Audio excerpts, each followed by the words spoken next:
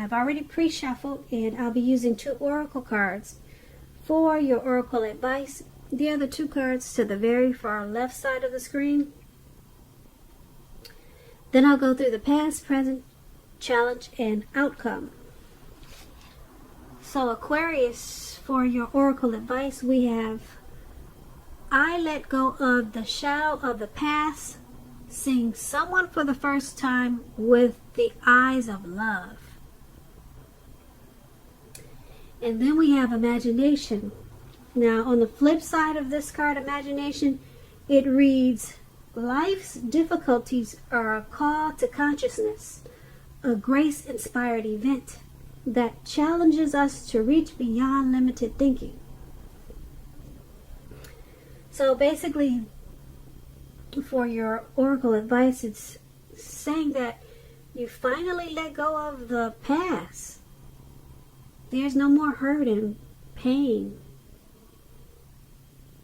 about the past. No more harsh judgments or criticism. You're seeing the past with loving eyes. You can embrace a past person or a past situation with love, and it feels good because you have imagination. Those difficulties, you realize they were a call to consciousness. The past was a grace-inspired event, and it challenged you to reach beyond limited thinking. So you're no longer limited. You don't have hate towards this person anymore. You embrace them with love. Your eyes are fully open now. That's a good thing. Wow, because with the past, a lot of times there's hurt. That's why it's called the past. You let it go because it wasn't good. But it's good for you, Aquarius, now because you're seeing the past or this past person with loving eyes. So I don't know what happened. Maybe you got forgiveness. Maybe they forgived you. Maybe you two are friends now. Some type of wonderful situation. That's a great thing. So that's your advice. And if that hasn't happened, then your advice would be to make it happen, because we all should be walking through the eyes of love instead of hate or despair or frustrated because something didn't work out. Just turn it around and turn it into love. So let's head on over to the recent past.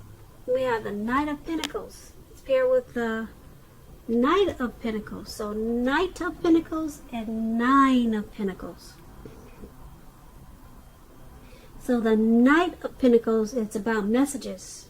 Usually with regards to money and finance, because Pentacles is money. In the recent past, you were probably finally receiving some type of news that you had been waiting on, and it was really good news. Keep in mind, the Knight is a very practical card. It tells you to pay attention to the mundane, normal, simple parts of your life. You probably heard the saying, if you take care of the little things, the big things will fall into place. Well, the Knight of Pentacles, it asks you to look at how you're handling your affairs. It's a very grounding influence. When you're talking about love and relationships, when you get the Knight of Pentacles, it's about responsibility and duty that's a part of any relationship. We all know love is not always wine and roses. It is not. Because true love is a willingness to work together through any rough spots and to work on the relationship. How well are you meeting those responsibilities? How well did you meet those responsibilities in the past, Aquarius? That's the question you would be asking yourself. If you were single, Aquarius, in the recent past, and you got this card in the reading, as you do, it's a clear signal that you probably needed to switch up your routine. Try new things if you wanted to meet someone new. Because your usual normal search, it probably left little to be desired. Now that's the Knight of Pentacles, and it's paired with the 9 of Pentacles. This is one of the most uplifting and encouraging cards in the tarot. This can mean that your finance your financial worries, they're over for a while.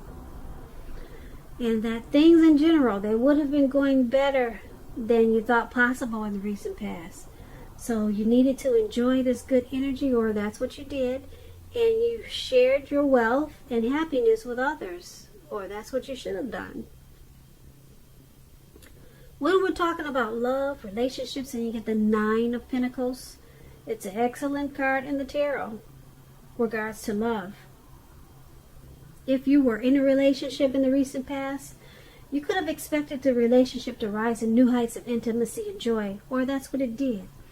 And if you were single, Aquarius, in the recent past, and you get the 9 of Pentacles, this card, it tells you that someone new who has what it takes to be in a new, deep, meaningful relationship, they could have been headed your way really soon, or they came your way really soon. So that would have been a really good thing. And so with these two cards paired together, for your recent past, Knight of Pentacles and 9 of Pentacles, your money should have been looking really good, because you got 2 really good Pentacle cards. Your finance was over for a while.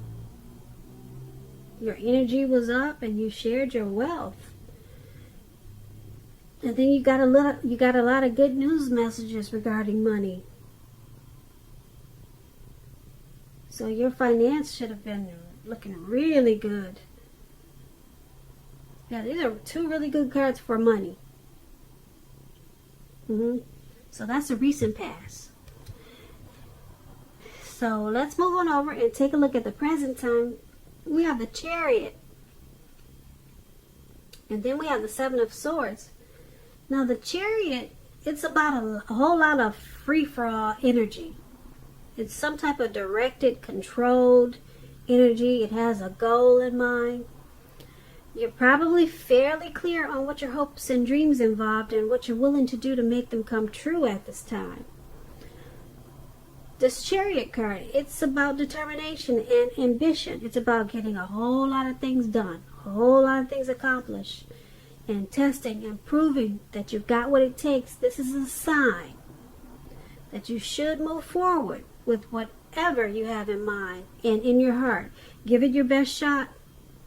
Remember though, you have to use both your intellect and your heart in order to truly be successful with this Chariot. It's paired with the 7 of Swords, which is about someone who could be using tactics, strategy, manipulation. It's about behaving with less than ethical intentions. It sometimes means that someone could be spying on you, prying into your life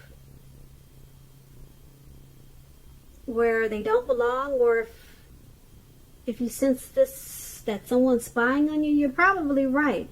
If you're tempted to dig through someone else's life, unless it's that of your minor child who's giving you cause for concern, you might just want to resist the impulse, because everyone deserves privacy. So, in your recent past, 7 of Swords and Chariot, not your recent past, but in the present, 7 of Swords and Chariot, someone could be stalking, spying, prying in on you, Aquarius. So if you're feeling suspicious, then you're probably right. If you're feeling someone's doing that to you, you're probably right. Yeah, someone's wanting to know more about you. And the way they're doing it is, they've got a goal and they got a plan. They're using tactics. Yeah, with this Chariot, like I said, it's not a free-for-all energy that they're doing this with. They're